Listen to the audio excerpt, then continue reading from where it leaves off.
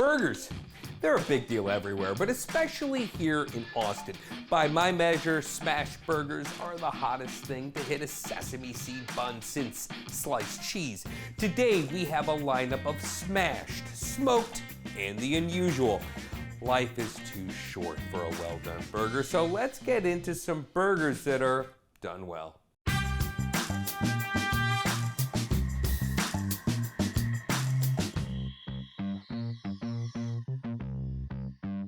Let's welcome Faraz Vora of Jab's Burgers. In a short amount of time, Jab's Burgers has entered the crowded and competitive field of smash burgers in Austin, Texas, and literally ran wild, winning awards left and right, opening locations at Fairground, Rainey Street, Q2. You even won a mac and cheese competition. I don't even know how that's possible. I don't think you know how that's possible, or maybe you do. Faraz, thanks for joining. How are you? Good, man. How's it going, dude? It's good catching up. I agree with you. I don't think winning the Mac and Cheese Festival was on our bucket list for this year, but, things happen. But let's just start with the legend, and that's really grown in a short amount of time. Walk me through how Jab's Burgers came to be. Yeah, man. Jab's Burger, really it's been since March that we really launched this concept. Fasi, who's the chef behind, he's also my brother, my partner, and the chef behind the brand. He's made burgers his entire life. Really, he's got 3 daughters. It's crazy. He's only 2 years older than me, but he's got an 11-year-old, 8-year-old, and a 4-year-old. And every birthday, every baby shower, every gender reveal, he would smash patties in the backyard. It's like your OG story of like all started in the backyard, but like it truly did. So we had no intentions of really turning this into a business. A lot of you guys probably know we come from a background in the Mediterranean food. We ran shawarma point for a long time. So, we've been in hospitality with that brand and the Mighty Cone for a few years now. Burgers was something that he did for fun. And at times it turned into more of like our family texting him, be like, hey man, so like, are you planning on having another baby or something? Because we want to come over for some burgers. Jeez, that's amazing. Will you please, it's not like, hey, can you make some burgers? Will you please spawn another human being so I can have a burger? That's a heck of an ask. Could you just run me through the menu? Because there's another element of the secret sauce, and we'll get to the actual sauce too, that I think is a key to your really phenomenal success in such a short amount of time. But just run down the menu for me, for us. The menu is simple. You've got your burger. Have it single, double, triple. Add a lettuce or tomato to it if you want. The thing that's really like distinguished us from the other people is like we add a little touch of real jalapeños to it, which I think the fans have really liked. It adds a different depth of flavor to everything that you're eating. So it makes it a perfect bite, really, with the jalapenos and the cheese. And we've kind of just kept it that way. I feel like there's one thing that's worked for us, and that's the menu for the audience, really. My first time at Jab's, what's the burger I should get? How should I order it? What should I put on it? Yeah, look, it's going to be the OG, right? It's a double patty, double cheese, comes with grilled jalapenos. I highly recommend you don't take those off. You've got the Martin's potato bun, our signature sauce that we should talk about. Pickles, double patty, double cheese, toasted bun on both sides. So let's just talk about the pink sauce, because obviously, usually these things have some sort of version riff of ketchup and mayo and stuff like that, but your pink sauce is really, really solid. I know you're not going to give away the secrets, but how long did it take? How many versions did you have to come up with to nail that pink sauce? And what is one ingredient in there that might surprise someone if they were actually to look at that proprietary recipe? Yeah, man. So believe it or not, I wish I had some photos here to pull up, but we started with 40 different squeeze bottles of sauces. 40? And 40 different squeeze bottles of sauces. And one was like a really spicy version of it. One was like, the starter point, like a normal burger sauce. Then we had family, like a small family and friends that were coming over to Fasi's house literally every weekend. And all we did was we tasted patty with different sauces that he had coated, all of them. I think what we were looking for was we wanted to make sure that, number one, you can taste the sauce, right?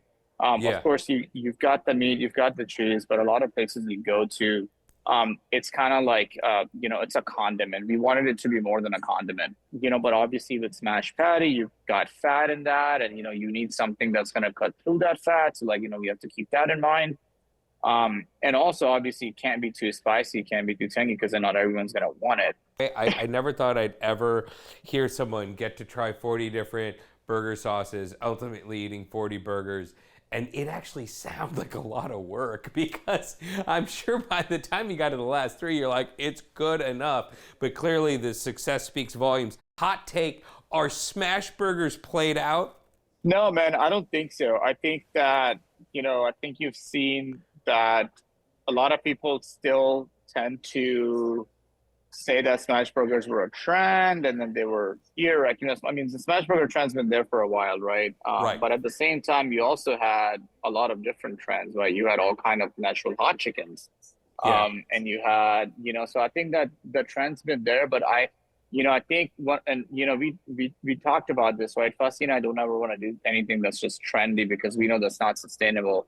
But we actually did a lot of research on this, and I think smash burgers are here to stay.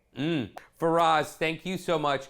Congrats on seriously all this success. And if you haven't figured it out by now, the hottest smash burger in town is Jabs. Thank you, Faraz. Thank you, Ali.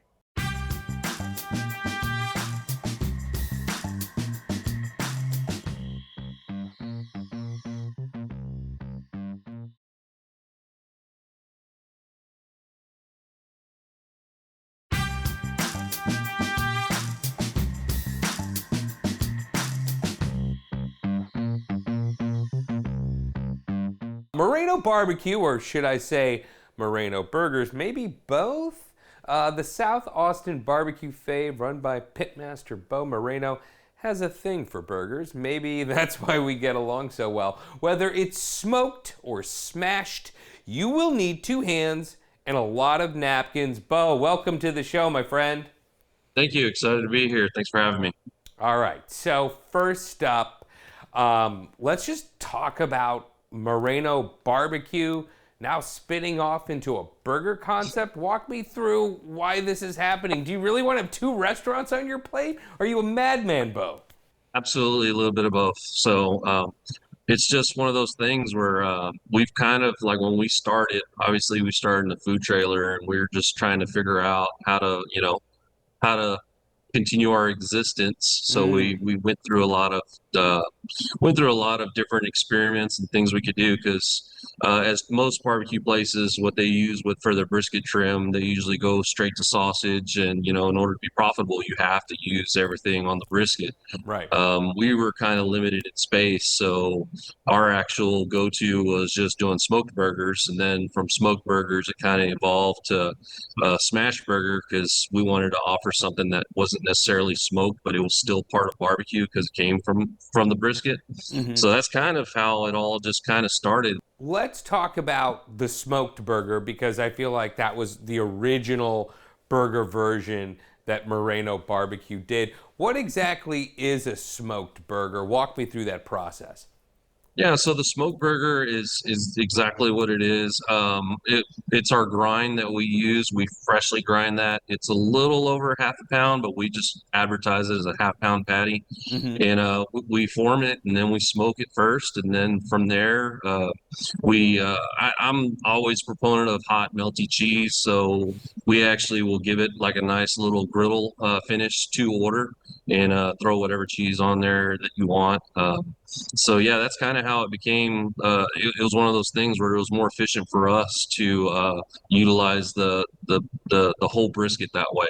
Okay, now your barbecue has been described as Tejano barbecue. Could you tell us a little bit more about that and what one might expect with a Tejano burger? We do more of a traditional burger. I mean, we also offer like the different things that we have in the restaurant, because obviously we're doing brisket tacos, we're doing different type of things that I grew up eating. So the burger that we have, you can add whatever we have available. Like we do have a burger that's called the El Jefe, and then we'll add queso, our house made queso. We'll do a guacamole on it. We'll top it off with a fried egg. Of course, our thick cut bacon as well. So, and our pico also goes on that. So it's kind of like an inclusive. Like I'm just gonna get a little bit of everything on this burger. It's gonna be a nice hearty bite. Okay, so hearty, I mean, that's literally an understatement. And I love how you kind of tiptoed, like, yeah, it's kind of Tejano, and then there's pico de gallo, there's queso. A freaking fried egg? How does that even fit on the bun? And can we talk about the bun for a bit? Because seriously, like, an 8-ounce patty finished at finish cooking temp is a very, very large burger. What kind of bun do you use? How do you fit it all in there? So right now we actually use a Martin's potato bun because we do realize that the meat and all the components in there are a lot. So we actually want you to try. We don't want to overdo it with the bread. So Right. it's a nice light bite. We have thought about going a different direction with some brioche buns again, but Yeah. right now everybody seems to love the way we're doing it. Kind of talk me through the smash burger. Talk to me about, what's all in the burger, the weight of it, what I could expect on there. Our traditional smash burger is 2 quarter-ounce patties. You're going to get those smashed thin with some grilled onions, and then you can add whatever toppings you want. It usually comes with American, but we also offer cheddar and pepper jack. Really just depends on what you're feeling. We do fresh grilled jalapeños, all kinds of different things to make this burger kind of your own. Walk me through the Bo Moreno Burger Ultimate Experience. Is it smoked? Is it smashed? What goes on it?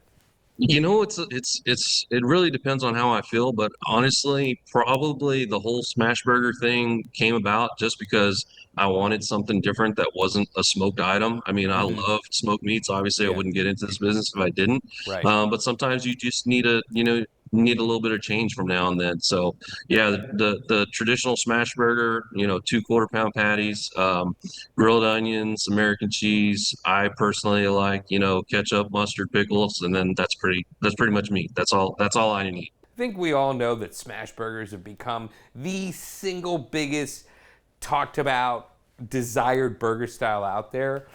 But, you do both, smoked or smashed. So if you had to pick one, which one is it going to be?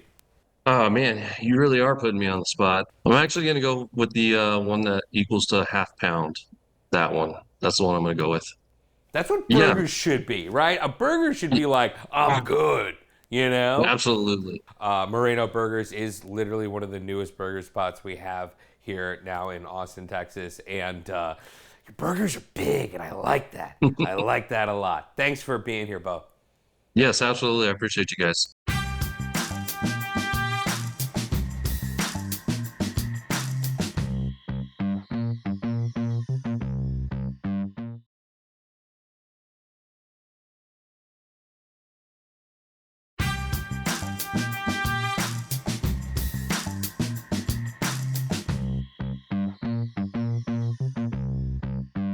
Not all burgers are beef. If you lived through the 90s, you remember the turkey burger phenomenon. Thankfully, like raves, that train ended. Bob Somseth believes a burger can be more than beef, and he isn't talking turkey, like literally. His restaurant, Laod Bar, is a play on Laotian food with not so subtle notes to his American upbringing and a love for burgers, wings, and really anything that tastes good with a cold beer. Bob, welcome to the show, buddy. Hey, what's up, Ali? Thanks for having me, man. Let's just, talk about what maybe still some people don't know, certainly foodies in the know, and, people like me with too much time on my hands know this. But tell me, what is Laod Bar and what is Laotian food? Man, Laod Bar is a culmination of my upbringing, really. So I came up here to America as a refugee and immigrant. And, growing up in two different cultures at the same time was a bit of a balance, right? So our parents didn't speak the language. The food they cooked was mainly Lao food, but then you're going to school with American kids and stuff. So, you're having the pizza, the burgers, the dogs, and, you kind of grow up in two different worlds at the same time. So pretty much Laod Bar is my upbringing. Okay. So I like to bring, traditional Lao flavors, traditional Lao techniques and dishes, but then, also put a spin on a couple of things like, our dogs, our smash burger, stuff like that. Something to get the American people more accustomed to, so they can come in here, kind of have that idea like, oh, this is a burger, and then they bite into this. Well, damn, that's not a regular burger. Right. Right. How would you describe the flavors of Laotian food? Lao flavors are pungent. I mean, there's no holding back on, on flavor profiles like MSG, salt, fish sauce, chili peppers. And really, it's being able to balance really strong flavor profiles and just bring it all together and elevating that to where when you take a bite, it's a different level of textures on your tongue, on your palate. And that's what Lao food really is. It's like, it can be acidic, sweet, salty, bitter, all at the same time. And it's amazing. It's hard for me to really explain what Lao food is, because even when you're in Laos, the Lao is, is landlocked between so many countries. You got China up north, Thailand, Vietnam, Myanmar, Cambodia, all surrounding it. So depending on what part of Laos you're from, you're influenced by those countries as well. I was going to say, if I could sum up what I got out of having your food and really my first exposure to Laotian food in a word, unfiltered. And to me, that's a great segue to the burger you chose to do, because you're doing a pork burger, which frankly isn't as popular as one would think. It's difficult to pull off, and I think you do so in a manner which very much is unfiltered, unapologetic, just umami on steroids. So run me down your pork burger, and also, why pork? How did that make sense to you as a chef? Well, it was actually a play on having too much Lao sausages lying around, right? So whenever you make sausages, you don't want to spend that time to make, 10 links, 20 links. You make hundreds of links at the same time. Okay. So I wanted to do like a little family meal thing where I was like, hey, you know what? Let me take this sausage out of the casing. Let's smash it down and then on a griddle and make a burger out of it and see what happens. So our burger is really a true amalgamation of two different cultures, right? You have a potato roll, you have American cheese, you have bacon. And we do a slaw from cabbage mayo, but then our mayo is a spicy mayo where we mix in our chili relish, which is jiaobong and Duke's mayo. And so that's the sauce for that. But then in order for us to make the burger taste as authentic and traditional as possible, that patty that we have is actually cured for at least 3 weeks in our fridge before we even use it. So talk me through, build me out the Laotian burger. So you've got this 3-week cured sausage, you take the meat out of the casing, then what happens to it? Well, in order to make the sausage, you have to ground down some pork and some pork fat. Oh, and God, we got to make the sausage. Time to see the sausage get made. So it's pork fat, lemongrass, galanga, garlic, and then we season it with badak, a little bit of oyster sauce, some fish sauce as well, salt, Thai chilies, and of course, a little MSG to bring out the flavor profiles. So did you say you unfiltered fish sauce and fish sauce This is so crazy. And oysters. There's no shortage of umami here. And then what happens after the 3 weeks? After that, we portion it out into little round balls before, when it's getting ordered, we'll smash it down, sear it off, and then, we'll just basically top it off with cheese and make sure it melts on there, add a little bacon because, there's one reason why I don't like In-N-Out because they don't allow you to order bacon there. But other than that, bacon. Yeah, sure. What we do is a medium heat relish. That way, it doesn't kill everybody's palate at the same time. Originally, that thing's made out of straight Thai chilies, and it is fiery. Wait, hang on. I know. You go, oh, it's not going to kill anyone, but it's freaking, what, bird chili? Thai chilies? Yeah. Bird chilies? Yeah, bird's eye, Thai chili. Yeah, same thing. Those are hot. Those are hot. Yeah. And you make that into a relish. And what else goes in it too? Because I'm curious. I might have to steal some. As far as the relish goes, we actually it's a deep fried relish. So we have fresh garlic, fresh galanga, and then also we actually use 3 types of chilies here. So we use a California chili, which is dried. and then also a chili japonés, and then the dried bird's eye chili as well. So I was able to find the right spice balance whenever I was combining all three of those together. So here, we also make a rice fermented dill pickle in-house as well. So again, that's taking rice, sugar, salt, fish sauce, fresh dill, Thai chilies, fresh garlic, and then we ferment that for about 2 to 3 days to get that going, and then that turns sour. So that's our natural dill pickles that we make in-house as well for that burger. Oh my God, there's a lot of fermentation happening. It is. That's part of the Lao culture, because imagine being in a third world country where electricity is scarce or expensive if you can afford it. But if there is no electricity, then there's only one way of preserving, and that's through curing and fermenting. Right. So that's kind of the traditional aspects that I bring to the menu here at Laod Bar. What else am I getting, Bob? So I can get a good taste of Laod Bar, because it's so hard to just pick one item at the restaurant. For sure. I highly recommend coming with a group of people. Yeah. Because that way you can order a lot on our menu.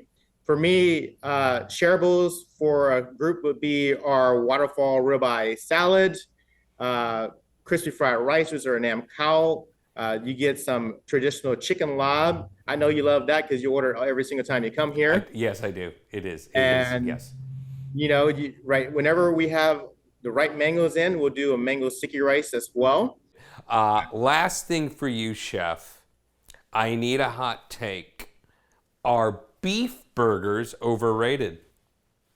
No, not at all. I mean, the only thing overrated is for me is probably like chicken or turkey burgers. I think I don't even know if I'll even want to eat a turkey or chicken or salmon burger.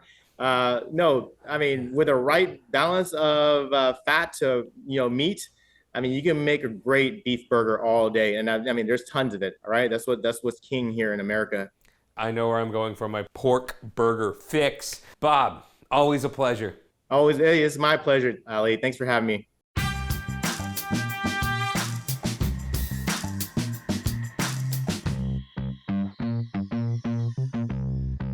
If you like watching these Best Eats Austin clips, you can see a whole lot more by downloading the KXAN Plus app for your smart TV, Roku, or Fire Stick. Go check it out and see all of our Best Eats Austin episodes and a whole lot more.